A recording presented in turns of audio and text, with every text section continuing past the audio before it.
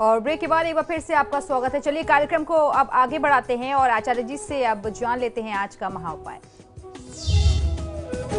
तो बिल्कुल आज का महाउपाय बहुत ही विशेष है, क्योंकि आज के महाउपाय में मैं आपको बताने वाला हूं एक बहुत दुर्लभ उपाय जिससे आप अपने घर के बड़े से बड़े वास्तु दोष को दूर कर सकते हैं। श्री गणेश के प्रयोग से आप अपने घर के बड़े से बड़े वास्तु दोष को दूर कर सकते हैं। ये आज मैं आपको इसलिए बता रहा हूं, इसलिए ये आवश्यक है आपका जान लेना, क्योंकि श्री गणेश के इस्तेमाल को, श्री गणेश के प्रयोग को वास्तु को लेकर के आज की तिथि में बहुत सारी भ्रांतियां, बहुत सारे कंफ्यूजन जुड़ गए हैं। कुछ लोग समझाने लगे हैं कि गणेश जी का प्रयोग जो है वास्तु के लिए बना ही नहीं है, गणेश जी को वास्तु में प्रवेश द्वार पर नहीं लगाना चाहिए। ये सारी जानकारियां क्या सही है और क्या गलत है, इससे जुड़ी हुई सारी जानकारी मैं आज आपको देने वाला हूं।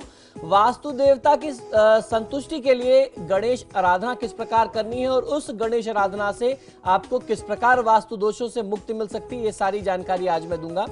ब्रह्मा जी ने वास्तु पुरुष की प्रार्थना पर वास्तुशास्त्र के नियमों की रचना की थी। इनकी अनदेखी करने पर उपयोगकर्ता यानी उस भवन में रहने वाले व्यक्ति की शारीरिक, मानसिक और आर्थिक होना निश्चित, आर्थिक जो है वह हर प्रकार की जो हानियां थी वह निश्चित थी।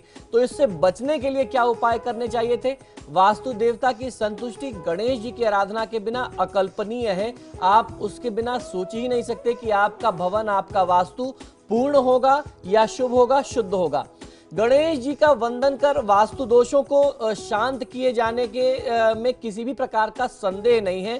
हमारे धर्मशास्त्र इसके प्रयोग से, उपयोग से भरे पड़े हैं। नियमित गणेश जी की आराधना से वास्तु दोष उत्पन्न होने की संभावना बहुत क्षीण हो जाती है, बहुत कम हो जाती है।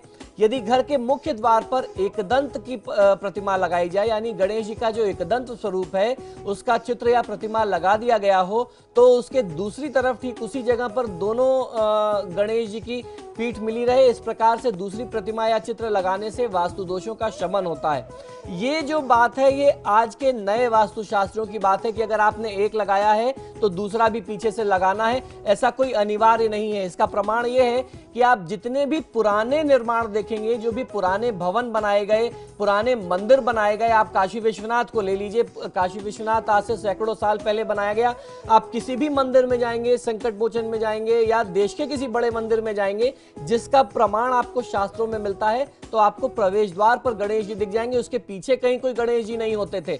तो जो मंदिर ऋषि मुनियों ने बनाए या जिनका प्रमाण मिलता है कि इस मंदिर को, इसके वास्तु को स्वयं भगवान विश्वकर्मा जी ने अपने हाथों से बनाया, तो उसमें किसी भी प्रकार का आप संदेह नहीं कर सकते, उसमें आप ये बहस नहीं कर सकते या ये सिद्धांत बिना मतलब का जबरदस्ती नहीं घुसा सकते कि एक गणेश जी पीछे हैं तो एक गणेश जी सामने और होने चाहिए, बाहर की तरफ से हैं तो दूसरा अंदर की तरफ से होना चाहिए। ये सिद्धांत अगर कोई आपसे कहता है तो निश्चित तौर पर आप अंदर से लगा सकते हैं, उसमें लगाने में कोई दोष नहीं है। लेकिन अगर कोई इस बात का जोर दे कि बाहर से गणेश जी लगाना गलत है, तो ये बात पूर्णतः निराधार सिद्ध हो जाती है। भवन के जिस भाग में वास्तु दोष हो, उस स्थान पर घी मिश्रित सिंदूर से स्वास्तिक दीवार पर बनाने से वास्तु दोषों का प्रभाव कम हो जाता है। स्वास्तिक जो है वह लक्ष्मी का स्वरूप है और लक्ष्मी की परिकल्पना भगवान गणेश के बिना अधूरी है। तो जब आप स्वास्तिक बनाएंगे तो वहां गणेश जी की ऊर्जा, गणेश जी का शुभत्व जो है वह स्वतः ही आ जाता है, खुद ब खुद आ जाता है। घर या कार्यस्थल के किसी भी भाग में वक्रतुंड की प्रतिमा अथवा चित्र लगाए जा सकते हैं। इससे किसी भी प्रकार के दोष को दूर करने में काफी अच्छा लाभ मिलता है, सहयोग मिलता है। किंतु ये बात आपको ध्यान रखना आवश्यक है कि किसी भी स्थान में इनका मुंह दक्षिण दिशा की तरफ नहीं होना चाहिए या नैऋत्य कोण की तरफ नहीं होना चाहिए।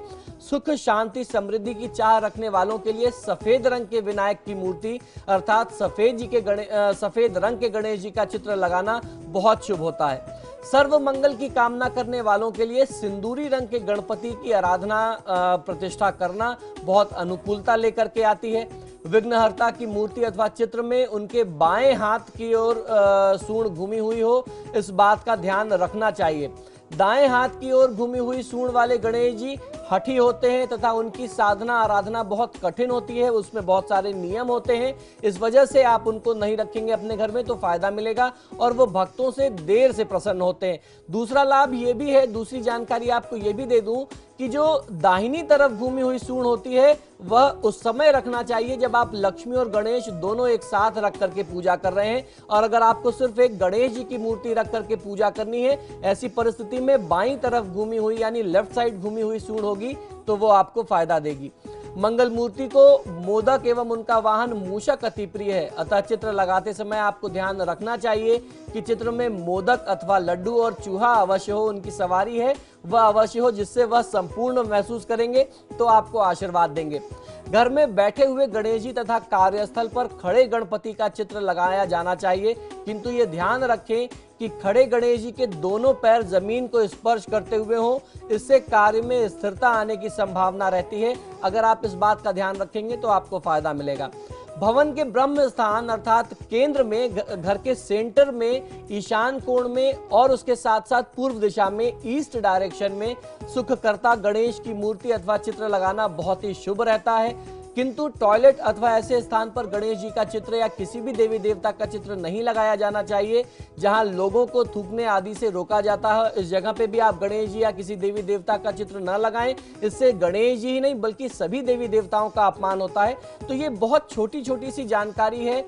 अगर आप इस प्रकार से भगवान गणेश के चित्रों का प्रयोग अपने घर के वास्तु में करेंगे तो निश्चित तौर पर आपको बहुत अच्छा लाभ मिल सकता है। कितना भी बड़ा से बड़ा वास्तु दोष होगा, बिना किसी तोड़फोड़ के, बिना किसी बड़े उपाय के, बिना किसी बड़ी समस्या के आप उसका समाधान कर सकते हैं। आपको करना यह है कि आपको मालूम होना चाहिए कि आपके इस घर में इस फला स्थान पर दोष है, आप वहां ला करके गणेश जी की एक प्रतिमा या चित्र लगा दीजिए। निश्चित तौर पर आप परिवर्तन अपने जीवन में महसूस कर सकेंगे।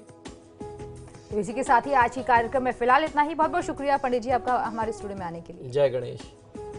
और इसी के साथ ही आपके सितारे में फिलहाल इतना ही। वक्त हो चला एक छोटे से ब्रेक का। ब्रेक के बाद भी खबरों का सिलसिला लगातार जारी है।